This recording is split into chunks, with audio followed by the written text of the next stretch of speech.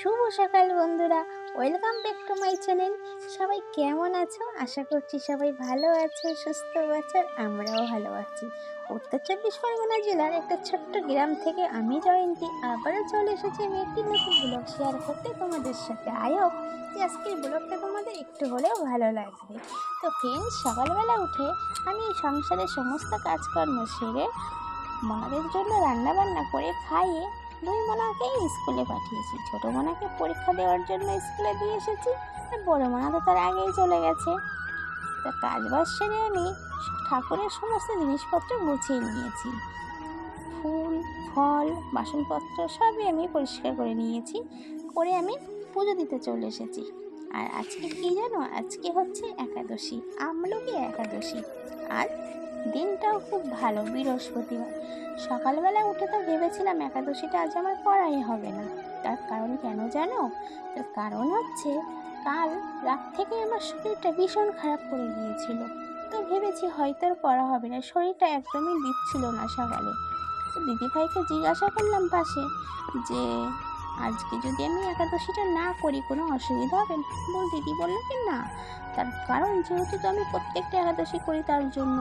তো তারপরে দিদি আবার বললো আজকে একাদশীটাও ভালো। ওটা শুনে আর চুপ হয়ে আমি থাকতে পারলাম না। তারপরে মনটাও কেমন লাগছিল, কোনো একাদশী কাজ এখনও পর্যন্ত বন্ধ দিইনি, তো বন্ধ দেবো কেমন যেন একটা লাগছে, করেই ফেললাম, কোনো বাধা আর মানলাম না। তো চলো ফ্রেন্ডস, তো দেখতেই পাচ্ছ তোমরা আমি পুজোটা দিয়ে নিচ্ছি, কী করে পুজোটা দিচ্ছি।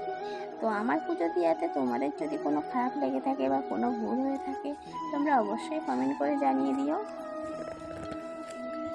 আর ভিডিওটা তো তোমরা অনেকটাই দেখে ফেলেছো বন্ধুরা, আর যেটা আমি বলে থাকি সেটা হচ্ছে আজকের ভিডিওটা তোমাদের কেমন লাগলো একটা কমেন্ট করে জানাতে একদমই ভুলবে না। যদি ভালো লাগে তাহলে একটা লাইক করে দিও।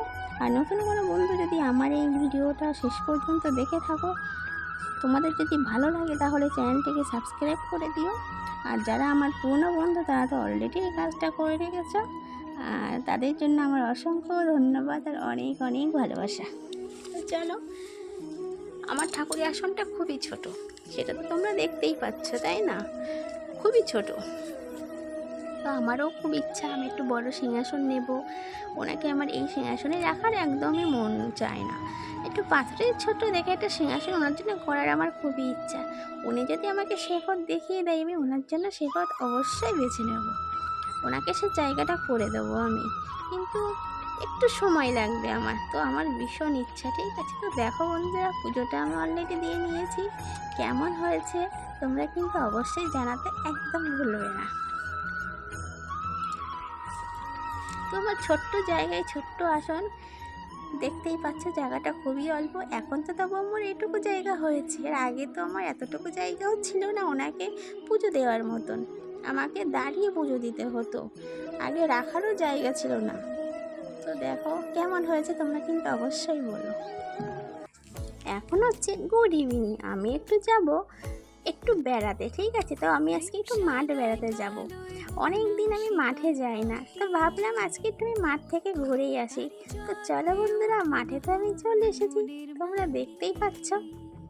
তো এই দেখো ফ্রেন্ডস, আমি মাঠে চলে এসেছি, দেখতেই পাচ্ছ। কারণ মাঠে এসেছি সুস্মিতারা ফুল তুলছে। ঠিক আছে, এটা হচ্ছে সুস্মিতাদের ফুল ক্ষেত। তো এ দেখো সুস্মিতা এখানে দাঁড়িয়ে আছে ফুল তোলার জন্য। তো বেশ কিন্তু ভালো লাগে মাঠের দৃশ্যটা দেখতে, তাই না? চারিদিকে সবুজ ভরা, মানে সব দিকে যেদিকে তাকাবে সেদিকে শুধু সবুজ, আর সবুজের মধ্যে যদি একটু লাল একটু হলুদ দেখা যায় তাহলে কিন্তু আরও বেশি ভালো লাগে, তাই না? ওই দেখো দূরে দিকে তাকিয়ে দেখো, সূর্যটা কিন্তু এখন অস্ত যাওয়ার টাইম, তাই না? তো কিন্তু বেশ ভালো লাগছে, তাই না? মাঠের পরিবেশটাই আসলে আলাদা। তো যাই হোক, এই দিকে দেখো দুষ্টু আর পাখি মিলে আমাকে কি করছে।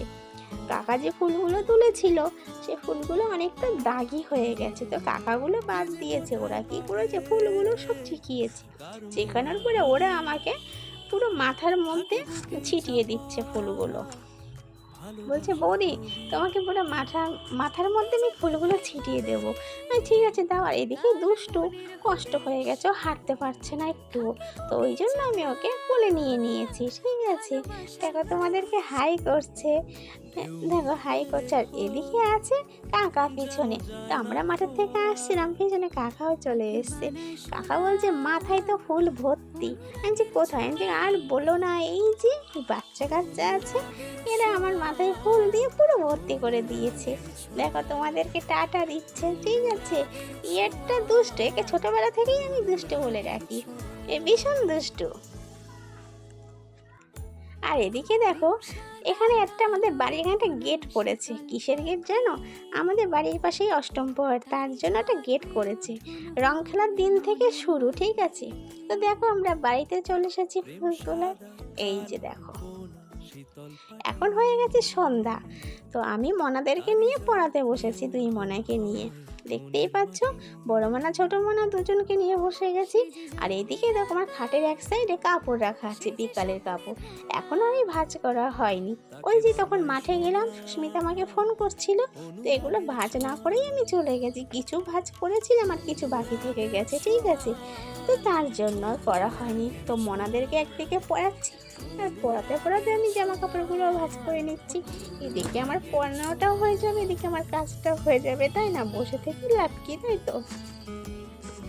তো চলো, আমার আবার জামা কাপড় যদি একটু অগোছালো থাকে, ঘর বাড়ি অগোছালো থাকে, আমার একটু দেখতে ভালো লাগে না।